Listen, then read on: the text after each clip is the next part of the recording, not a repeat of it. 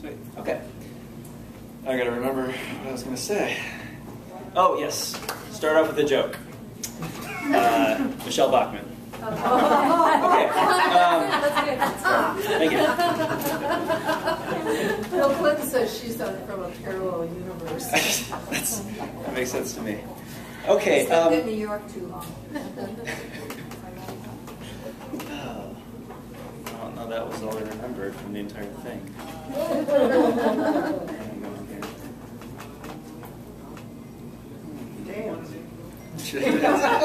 Oh, yes. One question and answer. We'll get to that at the end, yes. Okay. So, secular music. That's what this talk is about. So music and secularism, music and atheism, music and agnosticism, music and skepticism, music and humanism. Basically any ism you want to throw at it, I got you covered, except for theism. I will not be covering that today. So, the very first thing I have to do, though, is define my terms. What do I mean when I say music and secular music? The reason I have to define this term is because those of us who grew up in church, we already have a definition for secular music. And so, like when I went to church in my youth group, there was Christian music, and then there was secular music. Now, Christian music, of course, is your miserable psalms and your depressing hymnals and gospel and crappy Christian rock. And secular music's all the good stuff that, you know, for all my friends, they kept hidden in the bottom of their sock drawer so their parents wouldn't take out and burn. But that's just a blanket term. It just means anything that's not Christian. And that's sort of a misnomer because you can have a song about worshiping a pagan deity, and that's not secular, that's religious, it's just not Christian. So when I say secular music, I actually mean secular music. That is music that lampoons religion, or is critical of religion, or just simply presents a secular worldview. So, now, even before I started, or before I wanted to do this talk, I already had a playlist of secular music, because I love making playlists. And so I already had several songs picked out that I wanted to do on this. But in order to make sure that you all got your money's worth out of the free talk, I wanted to make sure that I did research on it. And thank goodness for Al Gore, because after he created the internet, it was a lot easier for me to find all of the songs that I wanted to. And I was very surprised that it was actually really easy to find secular music. I found a lot of songs, a lot of bands that I'd never even heard of, and they all have these sort of secular lyrics to their songs. And I also found that there's, I wanted to research the religiosity of a lot of composers and musicians, and I found, again, very surprised that there's a lot of them out there. So real quick, the first thing I want to do is just go down the list of secular musicians. So now this is not at all a comprehensive list. These are just the ones that I found kind of quickly even. And they run the gamut of hardcore atheist to just sort of agnostic to sort of humanist. But all of these people that I'm going to show you have a secular worldview. So David Bowie, the Thin White Duke himself, or Jareth Goblin King for those Labyrinth fans out there.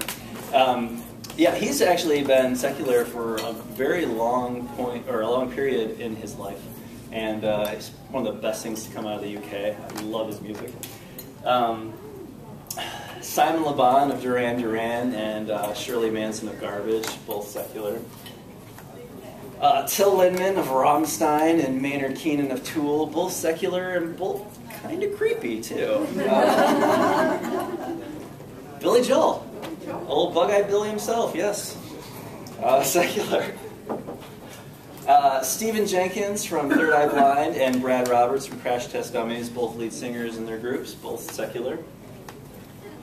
Noel and Liam Gallagher of Oasis, both the brothers in there, and they have some rather scathing things to say about God as well, so very interesting if you want to look it up. MC Chris, hip-hop and nerd, and Tim Minchin, just hysterical. Yes. Okay, these two people, they're both sort of indie, kind of under the radar. You've probably never heard of them, but Mick Jagger, he was in this small British group called the Rolling Stones. Anyone heard of them? No? Okay. And Sting, I think he's a B or something. He was in the Police. No, never mind. They're indie. Eddie Vedder from Pearl Jam. Some amazing post-grunge there. Tom Lear, hilarious satirist and comedian. Also masters in mathematics. Very intelligent guy. Took it into the military with him. A lot of wonderful songs from him. And Randy Newman as well. I never would have guessed it. Annie DeFranco, Roy Harper, Dave Matthews, all sort of a folk rock thing going for them, all secular. Pretty much everybody from Pink Floyd, Nick Mason, Syd Barrett, Roger Waters, David Gilmour. Richard Wright, I'm not entirely sure of. I couldn't find that much about his philosophical views. But, you know, if the old adage is true that you're known by the company you keep, then chances are he is. I mean, you can't be in a group for as long as he was with Pink Floyd and all of these very secular people putting out secular music and still be very religious. So I would assume so. He's dead now, so I can't ask him. But I would. I love Pink Floyd. Me too.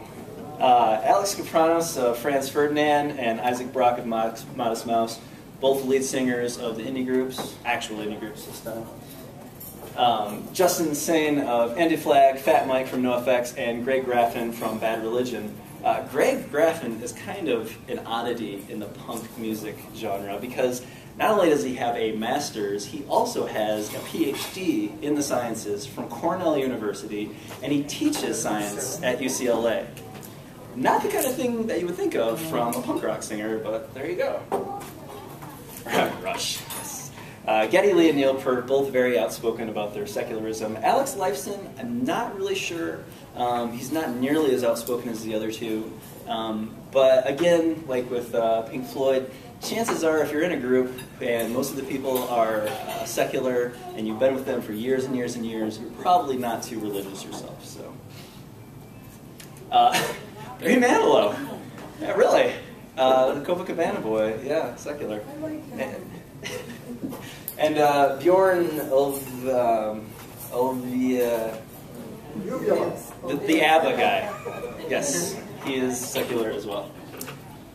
Jimmy Buffett, which it kind of makes sense when you think about it. You can't really be really laid back and sing songs about cheeseburgers in paradise if you're a devout Christian. So. Bob Geldof, real humanitarian, put together Live Aid, made several £100 million for charity. Danny Elfman was in Oingo Boingo, and then later on started doing television and movie theme songs. He also did The Simpsons theme song, so he's very important to me. Slayer. Kerry King, Jeff Hammond, Dave Lombardo, all secular, and Tom Araya, however, the lead singer, is not. He says that he believes in a Christian God. I'm sorry, he believes in a compassionate God, therefore not the Christian God. Jello Biafra from the Dead Kennedys. I'm sorry, from Dead Kennedys. I'm too much of a music elitist to put an article when one is not needed. And Henry Rollins from Black Flag, and also the Henry Rollins Band. Wayne Static from Static X, Lemmy from Motorhead, also known as the most attractive man alive ever, and Miles Kennedy from Alter Bridge. This is another oddity. Alter Bridge was formed after Creed left their lead singer because he was an alcoholic, and Creed was a very Christian rock group, well, very, and so they all left to form Alter Bridge and had Miles Kennedy front it, but he's not a Christian. He's actually quite secular. Richard Rogers, the half of Rodgers and Hammerstein, and Nikolai Rimsky-Korsakov, a Russian composer, probably best known for Flight of the Butterfly. I'm sorry, Flight of the Bumblebee. Thank you. So this is for all of those who have a sort of haughty, must listen only to the impressive autistic musicians. This is for you. They've even infiltrated those ranks. And of course, the mother of invention himself, Frank Zappa. And so... What about the most famous one of them all? Who wrote Imagine? Don't you forget. We got that covered. Oh, okay. So,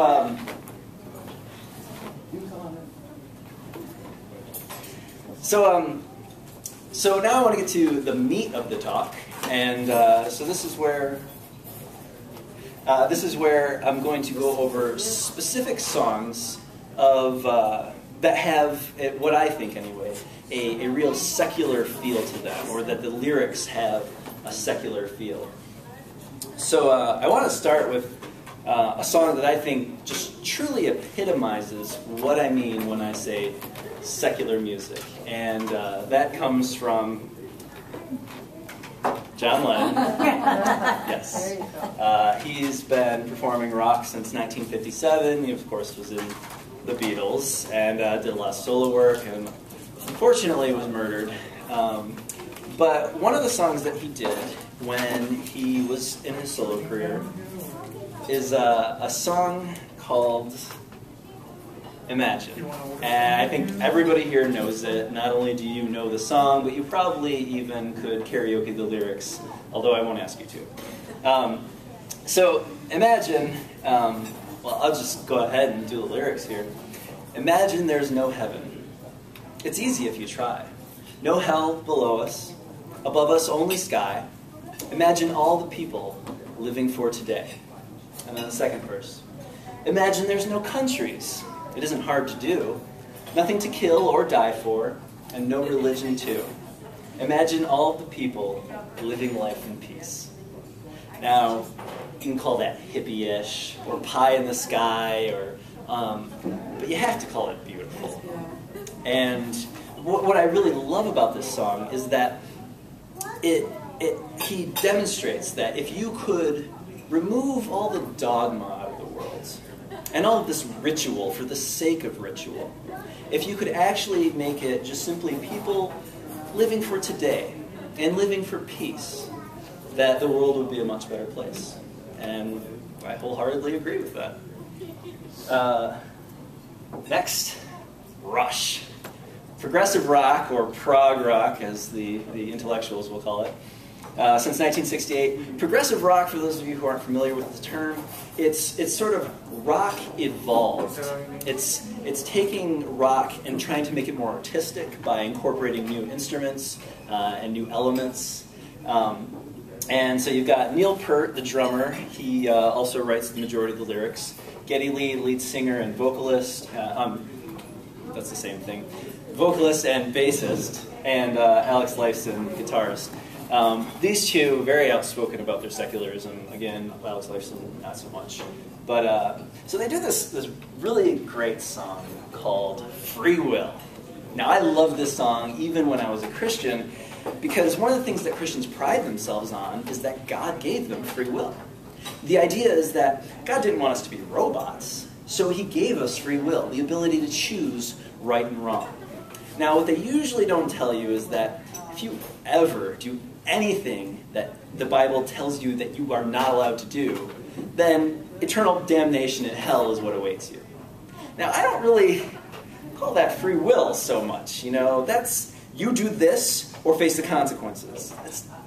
I suppose if you want, you can call it free will, but now I think I have a much more grown-up view of free will, and I appreciate the song even more because of that. So, the lyrics here. You can choose a ready guide in some celestial voice. If you choose not to decide, you still have made a choice. You can choose from phantom fears and kindness that can kill. I will choose a path that's clear. I will choose free will. And what I like about that, it says instead of worrying about astrology or about religion telling you how to act, no, instead, actually choose free will. Make your own decisions. And because it is you making those decisions, you have to be held responsible for those. And I think that's a lot better than simply saying, devil made me do it. You know, well, you know, the stars in their alignment caused me to be bad. No. Take responsibility for your own actions. Green Day. Punk, 1987. Okay. I love this picture of Green Day. They're all in their priest uniforms, got their fingers crossed, a little come hither look, probably to altar boy. And you've got Billy down there holding up the holy ping pong paddle of Christ, I guess. Well, Billy, he's the main lyricist and lead singer, but he was raised religious. And I couldn't really find anything about his actual philosophy on life, but he's in a punk band. You can't be this devout religious person and in a punk band, because punk is all about fighting the system and going against the grain. And that's why I don't really think that they are all that religious. And this song, off of the album American Idiot, Jesus of Suburbia, it basically asks the question, what would Jesus be like in rich white suburbia? Well, he'd probably be a stoner, and nobody would care about anything that he has to say. So the lyrics here. I'm the son of rage and love, the Jesus of suburbia, the Bible of none of the above. And later on, and there's nothing wrong with me. This is how I'm supposed to be. In a land of make-believe, but don't believe in me. And this last line, this here is near the end of the song, but it's my favorite. I don't feel any shame, and I won't apologize. The reason this really resonates with me is because if you grow up, and everybody knows that you're religious, and you grow up very religious, like I did, and you slowly drift away from that, and your theism becomes deism, and then agnosticism, and eventually atheism. Well, you have to come out. And I use that term on purpose, because it's not that different from coming out in the gay community. Because you actually have to tell friends and family who have this idea of who you are and your identity. And you have to tell them that, no, that's wrong. This is how I've changed. This is what I believe now. And so, well, when I did this, I have a website, and it slowly, you can, if you look through the history, you can watch my progression of changing from Christian to atheist. And one of my family members found me saying some rather atheistic comments. And they left a comment on my website, which simply read, "Shame on you, Dean." And I immediately thought of this song. And I thought to myself, no. And I typed back in the comment, I don't feel any shame, and I won't apologize. And why should I? For using my brain? For thinking rationally? These are not things that you should be ashamed of. So, yeah. Billy Joel. Okay, so here's the thing. Now, I love Billy Joel, and I've been listening to him for a long time. Obviously not since 1964 when he started, but as far back as I can remember. And I never really thought of him as a secular person, because most of his songs are about relationships, you know, trying to woo a woman, or breaking up, or they're about blue-collar themes, or getting involved in the military, but never really anything that's that introspective. But then, you know, I thought, well, River of Dreams. It has a line that says, not sure about life after this. God knows I've never been a spiritual man. So I was like, okay, yeah, I can sort of see that. But then, duh, how did I miss it? One of my favorite songs by him, Only the Good Die Young. The whole song is saying to this religious woman, Virginia, that get out of the church. Only the good die young. Not that only the good physically expire earlier, but that if you spend all of your time locked away in a church basement all the time worshiping God, you never actually get out and live life. And that's what it is. You may as well have died as a child, because you're not living your life. You're not experiencing everything that life has to offer. So, and go over the lyrics here. They say there's a heaven for those who will wait. Some say it's better, but I say it ain't. I'd rather laugh with the sinners than cry with the saints. The sinners are much more fun. It's so true. And then later on, they showed you a statue and told you to pray. They built you a temple and locked you away. But they never told you the price that you'd pay for things that you might have done. And I think that line right there, things that you might have done, that's really the key here. Because in Christianity, and I think all of the Abrahamic religions, but Christianity actually spells it right out in Scripture, you are guilty of thought crime. Now, thought crime comes from George Orwell's 1984 phenomenal book. You must read it. But it basically means that not only are you guilty of actions that you have committed, but you are guilty of even thinking of doing something wrong. And, for example, in the Gospels, Jesus tells his disciples, now, you have been told not to commit adultery. Well, it's right there in the Ten Commandments. But I tell you this, a man who even looks at a woman lustfully has committed adultery with her in his heart. Now, he doesn't say, oh, what's that? President Carter said that. Yes, he was quoting right from that, yes. Now, it doesn't say a woman who looks at a man lustfully, because, it's the Bible and women don't matter. And it doesn't say a man who looks at a man or a woman who looks at a woman. Again, the Bible and homosexuals are an abomination to the Lord. But we can just assume that this is like a blanket condition. Sure. And so the idea is that even simply thinking it is wrong. Now that's what I like to call stupid. Because, well, first of all, can you really control what your brain does? How often do you have dreams? You have no freaking clue what's going on. You don't control that. Your brain does it besides what you try and make it do. And I'm sorry, but looking at other people lustfully, that's a biological imperative. If we weren't attracted to other people, we wouldn't be able to procreate. Our species would go extinct. It's very important that we're attracted to other people. And to say that that's a sin is just ridiculous. Oh, by the way, this song comes off of Billy Joel's The Stranger, which is just one of the best rock and roll albums out there ever. I highly suggest that you pick it up if you don't already have it. Speaking of looking at women lustfully, Alanis Morissette. I love Alanis Morissette, and I am secure enough to say that too. I love Alanis because she is raw, and her lyrics are raw, and her stage performance is raw. What I'm trying to say, I guess, is that she's raw. She's raw. However, Alanis, I wouldn't actually call her secular. And I hate to use the word because it's nebulous and kind of worthless, but I would call her spiritual in the sense that you can hear it from some of her lyrics that while she may not believe in a specific God, she sort of believes in some sort of higher power, perhaps. And when you see her in concert, she'll say things to the crowd like, "Bless you all," which, not really the words of a secular person, but I don't think she's saying, "Jehovah bless you," more like, I wish happy things for you. So, but she does have one song that's really scathing about religion called Forgiven. And this is off of the Jagged Little Pill album. Jagged Little Pill is one of those albums that if you just want to scream at the top of your lungs about how much you hate somebody for something they did to you, this is your anthem right here. So, Forgiven, and the very first lines of the song are, "You know how us Catholic girls can be. We make up for so much time a little too late."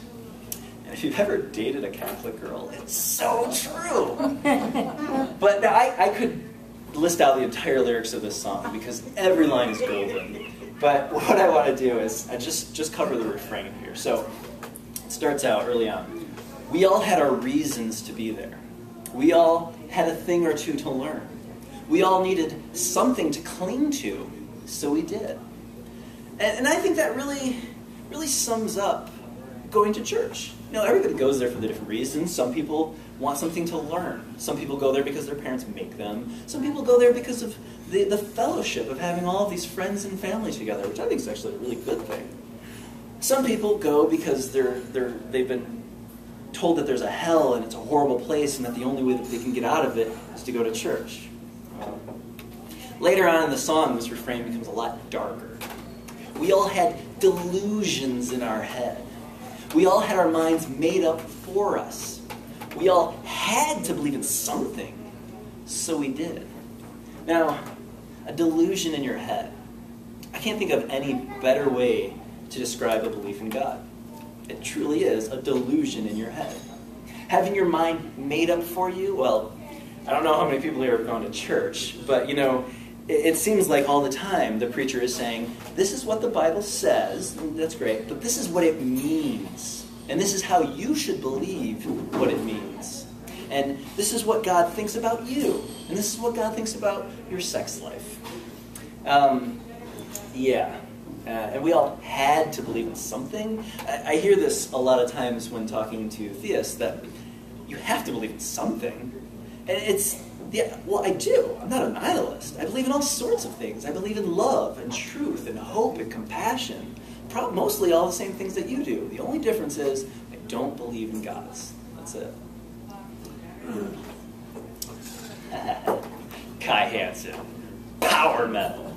Say it again because I love saying it. Power metal. Power metal is like regular metal on crack. It's like if you were to take classic music and heavy metal and just smash and make this bastardized love child. That is power metal. The guitar chords are crazy and fast. The drums are just pounding out like no other. And the lyrics, the vocalists, you have to have classic training vocals. You have to be able to cover, you got to span numerous octaves. You have to be able to hit these crazy falsettos with massive vibrato and project till tomorrow. Kai Hansen he's the founder of two seminal power metal groups, Halloween and Gamma Ray. Halloween. The term right there, kind of. The very first time I heard of the band Halloween was in a book called, it was written by Bob Larson, who is a Christian radio talk show host. And the title of the book was Satanism, the Seduction of America's Youth. And the whole point of the book was to show all of these things that parents should be aware of, all of these things that are driving their children towards Satanism. And I read it, okay, you know the 1980s when there were all these Satanist scares, people were saying that there were these roving bands of Satanists running around and kidnapping children and raping puppies and doing all sorts of terrible things. And people actually got arrested for this stuff, and they went to prison. And then, later on, we find out that there wasn't a shred of evidence for any of this stuff. It was all mass hysteria. It was a modern witch hunt. Well, his book discusses this, but he doesn't say anything about it being a modern witch hunt. He just simply says that there were roaming bands of Satanists all around in the 80s. They say it enough, it'll be true. Exactly, yes. And so I didn't actually know about it at the time. I didn't know my history well enough. But then there was a chapter on Dungeons & Dragons. And I played Dungeons & Dragons all through school, so I knew a lot about it. And when I read his chapter on it, it was pure bullshit. Everything that he said about it, it was quite obvious that he had never played, and he probably never even seen anybody play. I think what he did is he quote-mined some of the rule books, trying to find the most out of context, maybe sort of evil-sounding stuff, and then write about it. And so what he gets is something that's nowhere near anything. So after I read that, I was like, this guy's lying to me. But then I got to his section on heavy metal, and Halloween was one of those groups. And he describes it as this terrible Satanist band that will draw your children into Satanism and evil Satan. And so I did what any kid does when he hears that there's a Satanist group out there that's going to draw them in towards Satanism. I listened to him. I mean, what else would you expect me to do? I mean, come on. And so I listened to it, and while there are some dark lyrics to it, it has nothing to do with Satanism. Not even remotely. And I want to give you an example of what I mean. This is a song from Halloween called I Want Out. So, from our lives beginning on, we are pushed in little forms. No one asks us how we like to be. At school, they teach you what to think, but everyone says different things. But they're all convinced that they're the ones to see. And then the refrain here, I want out, to live my life alone. I want out, leave me be. I want out, to do things on my own. I want out, to live my life and to be free. Now, I don't see Satan anywhere in there. In fact, this sounds like something that would be the war cry of any minority group. I don't want to be involved in your corruption and your power-hungry ways. Get me out. I want to be my own person. That is not Satanism. I'm sorry. That's the exact opposite. That's just saying, You know, it's rebellious, I get that. And I can see how when you are in a Christian mindset that something that is rebellion could easily be synonymous with Satanism because they don't want you to be rebellious. They want you to be sheep. And in fact, you know, there's a song out there that just talks about, I want to be a sheep, and it's targeted towards little kids. Another song that he did in his band Gamma Ray, Heaven Can Wait. Now, I don't want you to think otherwise from the heaven or that's talking about angels. This is not about religion, so I'll read it here. Hey, little angel, don't you tell me that it's over. You're just a bad reflection from above. The load upon my shoulders gives me reasons to get older. Tell the boss I haven't had enough. Heaven can wait till another day, because there ain't no reason to leave. The world is a stage where we all can play. Another fine reason to live, and heaven can wait. That is inspirational. That is the exact opposite of like suicide music that people claim that, you know, heavy metal will make you want to kill yourself. No, this makes me want to get up. It makes me want to go out and do stuff, to make things, to be somebody. This is like an anthem for me. At no point do I ever think, you know, I want to get in a black robe and maybe kill a cat. No, this is not at all like that. And it pisses me off when people say that this is dark and evil. And no, this is the exact opposite of that. All right, let's make things a little bit more humorous here. Voltaire. As you can tell from the sombrero-clad skeleton, yeah, Voltaire doesn't really take himself all that seriously. He does dark cabaret. It's easily explained as goth music, or if you're a little older, maybe the term vaudeville you can appreciate more. It's like humor, but dark humor, but still humor. When I first heard Voltaire, I actually didn't like him, because a lot of his songs are, they make fun of religion.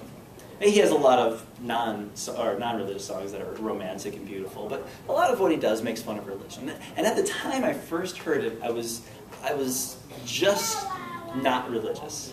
And I thought, you know, that's so childish. I mean, yeah, you don't have to believe it, but you don't have to make fun of other people's beliefs. However, you know, as I became more atheist, and it gets to the point where when somebody tells you that the earth is 6,000 years old, and that Noah had like tyrannosauruses running around on the ark, those claims are ridiculous. And because they're ridiculous, they are worthy of ridicule. That's what the word means. You know, so now I have no problem making fun of it. It's actually quite fun. Well, anyway, he does a song. Don't throw stones, please. It's called God Thinks. First line, God thinks all blacks are obsolete farm equipment. Okay, nobody's thrown anything at me yet. I'm going to go on. God thinks the Jews killed his son and must be punished. God thinks the white man is Satan. God thinks women deserve it.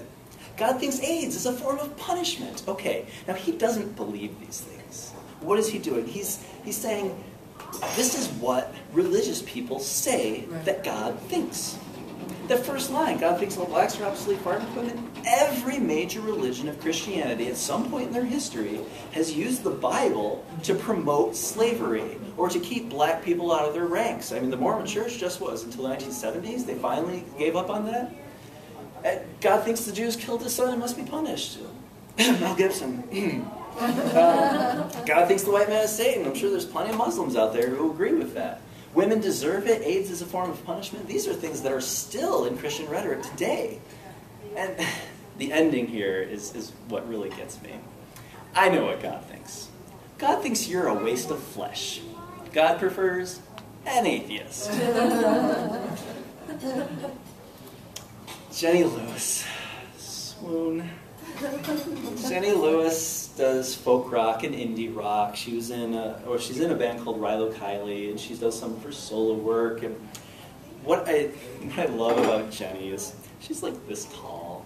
She's like this big. She's adorable, and her voice is soft and melodic. And she sings songs about how her boyfriend forced her into a threesome with another girl, and how her parents abused her. And what? There's just this strong juxtaposition between how she sounds and the way she looks and what you're actually hearing coming out of her mouth. It's as though you are looking at like the dirtiest page in the diary and just reading that. It's very voyeuristic. I'm not going to be talking about those songs, though.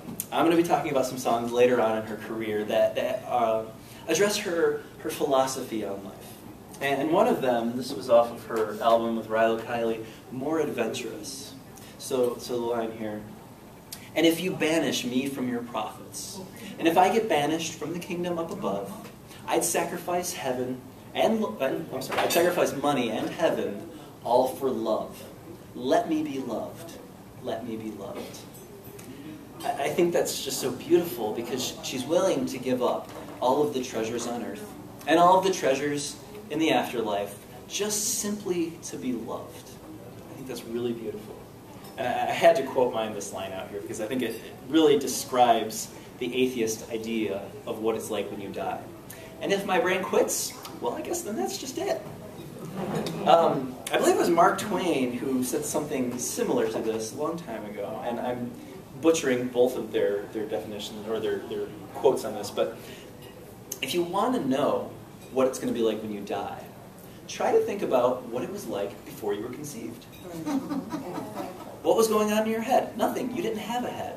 What were you thinking about? Nothing. You didn't have a brain. You didn't exist. The world was here, and it'll be here even after you die. It will go on just fine without you. But you just simply won't be there anymore.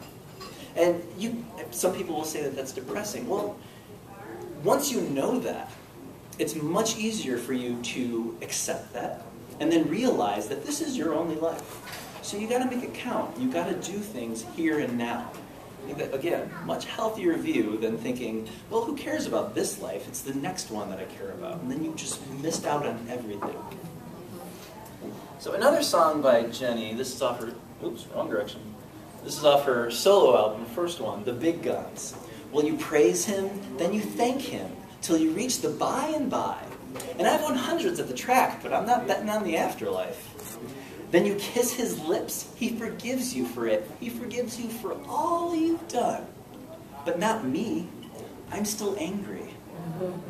This is another thing, and I love that she calls this out, because this irks me about religion as well. Take the Gospels, for example. You have Jesus at his crucifixion. He's got two criminals on either side of him, and one of them recognizes him as the Christ. And Jesus says in something to the effect that you will be in heaven with me when this is all over, and that he's forgiven him for his crimes. But why is this man being executed? He's a criminal. He's done terrible things. What about all of the people that he's done terrible things to? Is he paying for that? No. He's going to get a straight ticket right into heaven. Think about it this way.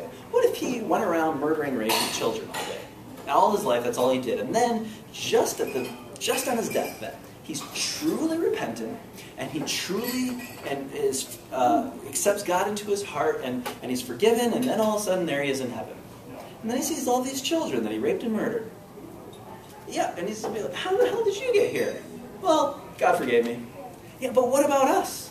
You took our lives away. You ruined our innocence. What about that? What have you done to make up for that? Nothing. See, that is why in civilized society, we make people pay for their crimes. We punish them. We try to make the punishment fit the crime. You don't see that in religion. And it pisses me off. Tim Minchin. If you don't know who Tim Minchin is, your life has yet to begin.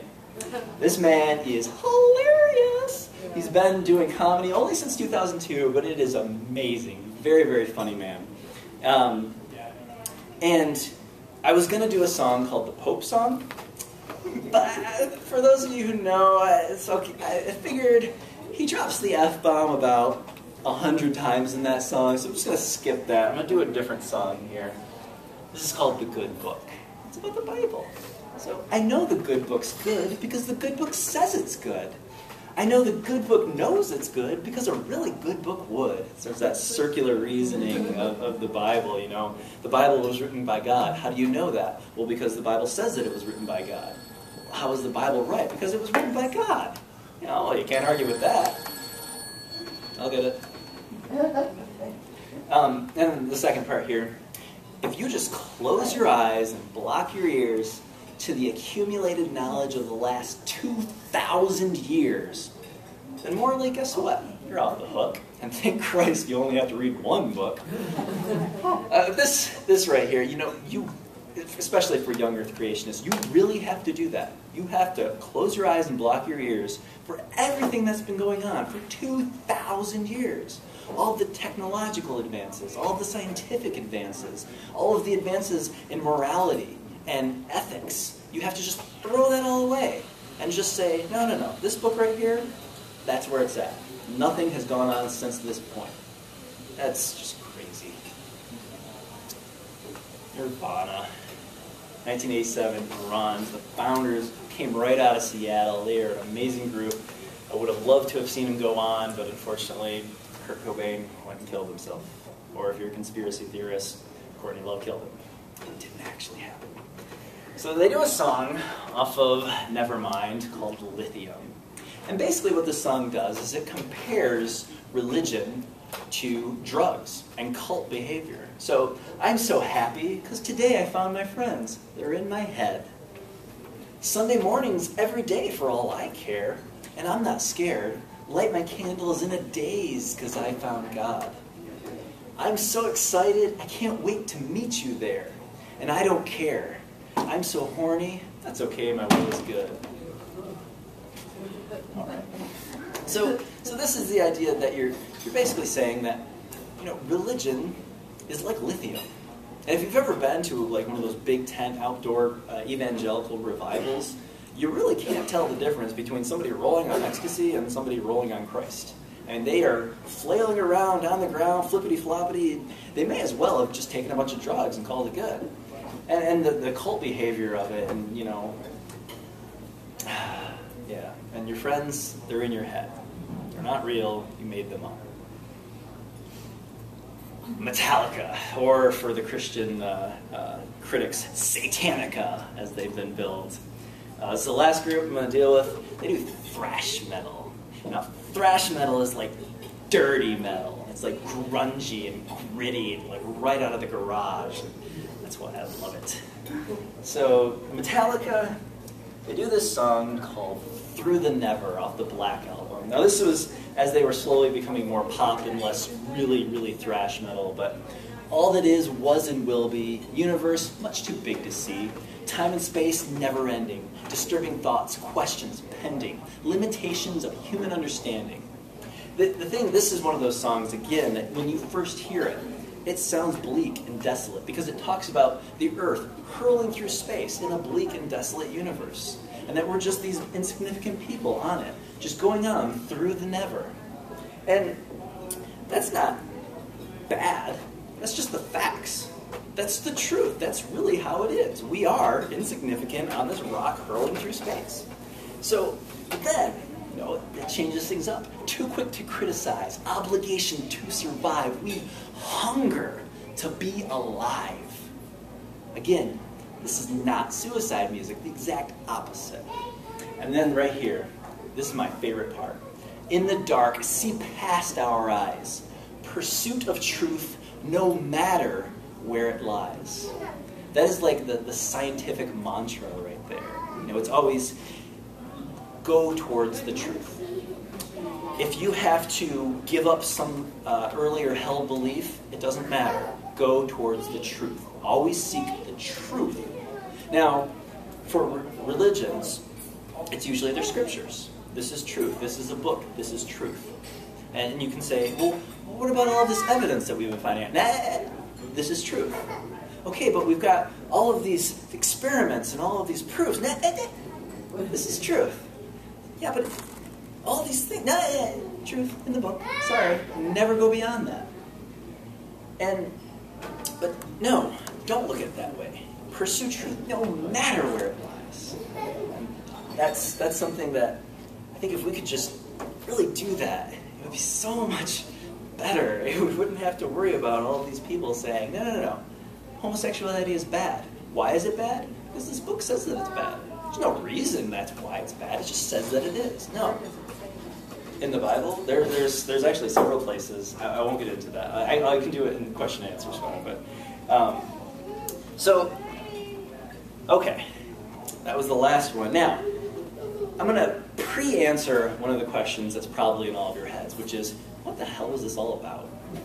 You know, great, you showed me some songs and some singers and everything, but really, what do you want me to get out of this? Do you want me to stop listening to religious singers and then go start listening more towards secular music?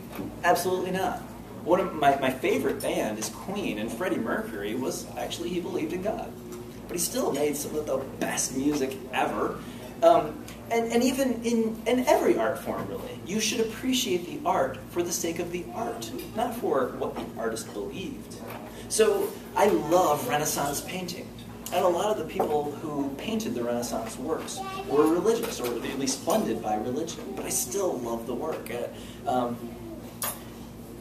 What's his name now? Denzel Washington. I love his acting. I think he's an amazing actor. Every movie that he's been in, he's phenomenal. He's also a very religious person. But I don't care about that. I only care about his acting, the art aspect of it. So that's not what I'm getting at. What I'm really getting at is, for those of us who grew up religious, chances are you heard a song that was very inspirational to you, or a religious song. Because, I mean, that's what they're about.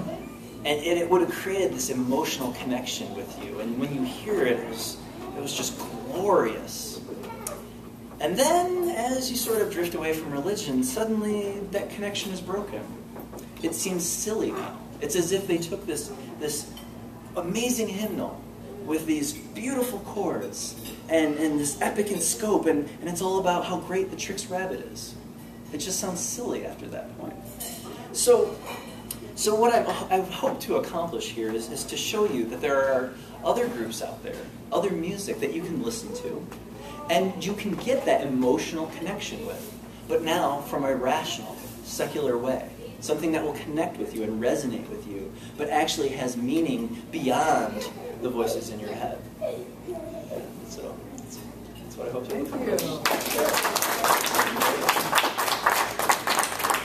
Okay, so and all those songs are on our CDs? Yes.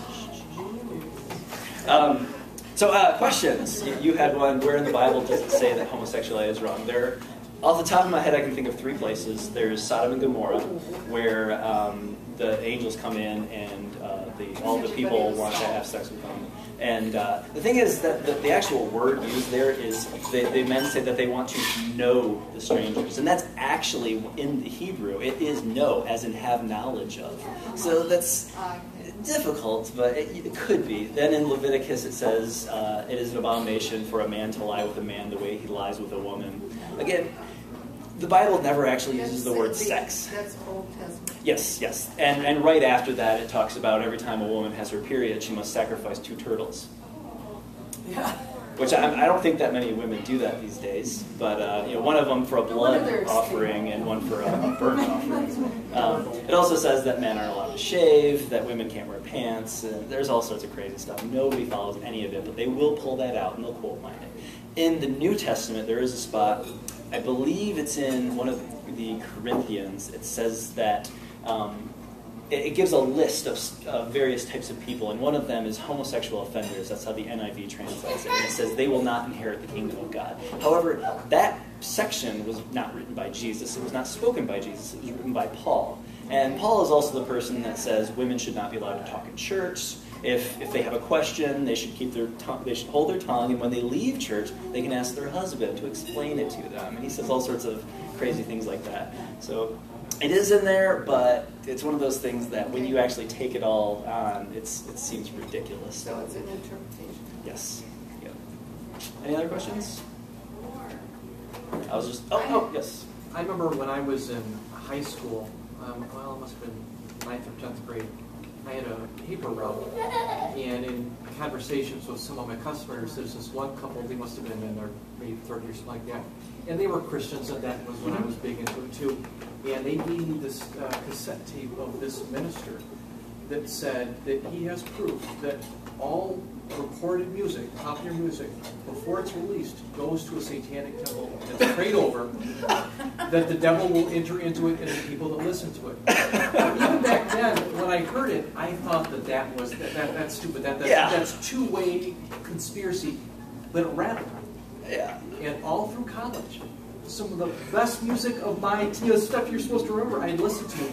And I'd listen to it, well, I wouldn't listen to it because I wouldn't listen to Christian music, but if it was around, I wouldn't go to the beat. It's just, I kind of It's just always in your head. Yeah, I kind of feel robbed in a way. Because I didn't appreciate my college age music until after I was an adult. You know. Well, I can't be 100% sure that that's not true. It may be that every single non-Christian song does go to a Satanist record producer to be We played. had talked about this earlier. They said, and I have no reason to say this, but the only people, even Christian artists, they did that too. Oh, even the Christians. But Wow. the only one that they know for sure that wasn't was Bill Gates. And we were just talking about him. I wonder if he started that rumor, or if his publicist did. I know it's crazy. There wasn't one country music. Yes. Actually, I was thinking of the Nashville song. the Nashville I'm song. going to be in Nashville, and I was in a bar, and met a lady. She says, "Are you a Christian?" He says, "Madam, I am tonight." There's a great song by Roseanne Cash. Okay. It was on the album after her both parents had died, and I wish I could believe. It is. I wish I could believe, and, and it's a wonderful song. Yeah. I actually found like close to 100 songs, and obviously I couldn't go over all of them. But you know, if you think I did a good job, maybe a part 2 later on. Absolutely. But they're for a country. Actually, Jenny Lewis. Her songs, they're not, I wouldn't classify them as like old time country, but sort of an alternative country sound to them. Like they've got the steel guitar and the harmonica and everything. So you would definitely give her a listen. But they're also, what's his name? Kinky Friedman, I believe. Yeah. He has a song like, "They don't make Jews like Jesus anymore." Yes. So there's that. But again, it's difficult to find with country because country is so. It's very What do you call it? Yes. It was also I tried very hard to find hip hop music as well, and again, it's mostly about drugs and illicit sex. So that was beautiful about your presentation was the poetry. Oh yeah, I wish I could take credit for that. No, but I mean just the fact of pointing it out. Oh, thank you. People, you listen to the lyrics, but you don't really key into the poetry. Yes. Are you a musician yourself? I wish. No. People tend to see me and they see the long hair and they're like, "So you play guitar?" I bought a guitar. I played it for a few days. And But you're an entertainer. I wish. I guess I'm entertaining. Every time I get an instrument and I start playing with it, I'm like, I could write a computer program that would be way more efficient at this. So it always comes back to that. It's my artistic device is a computer, and it always has. Well, not always, but yeah. Is that cool? This was wonderful, Dean. Thank you very much.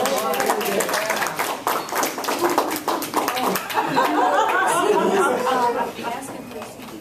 Oh yes. My son is